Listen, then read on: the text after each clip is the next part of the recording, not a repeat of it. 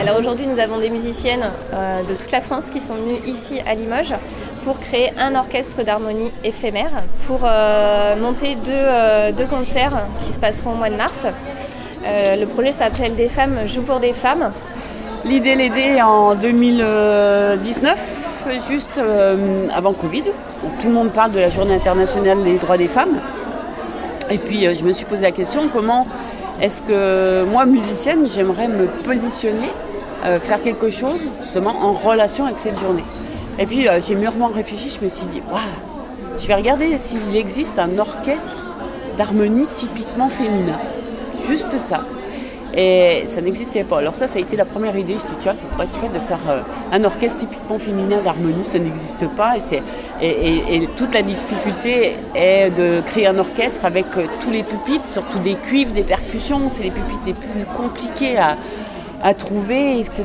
Et après, j'ai poussé la réflexion un peu plus loin. Je me suis dit, bon, ça sera déjà une première belle étape, si j'arrive à le faire. Et la seconde, je me suis dit, mais pourquoi le faire ? Et en fait, je me suis dit, et si on rapprochait la culture musicale avec le social et le solidaire ? Et à partir de là, le projet était né dans la tête et je me suis dit, waouh, on va faire un truc extraordinaire. Les sommes récoltées lors des concerts seront reversées à 2 associations qui aident des femmes victimes de violences. Les associations sont France Victime 87, qui aide beaucoup au niveau juridique, qui va les aider à aller porter plainte, qui va les protéger, qui va monter un dossier pour aller au tribunal, qui va leur permettre de pouvoir partir de chez elles en toute sécurité.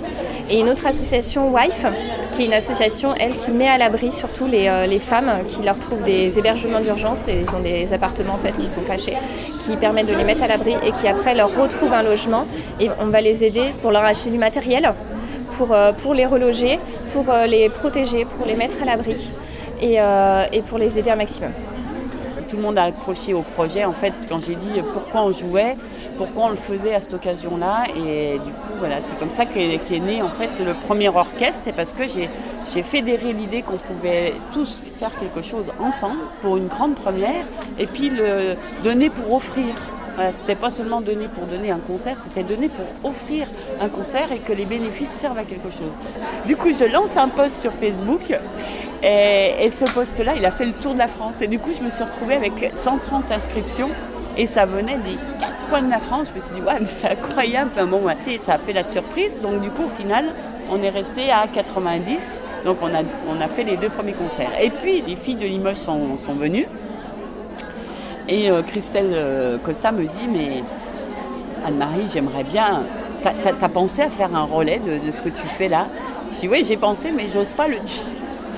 Et du coup, elle dit, allez, on l'emmène avec nous. Ah d'accord, bon, ok. Alors là, on fait la première répétition ce week-end. On a une autre répétition au mois de février et les 2 concerts se feront les 2 et 3 mars à la salle du Crouzy à Boisseuil.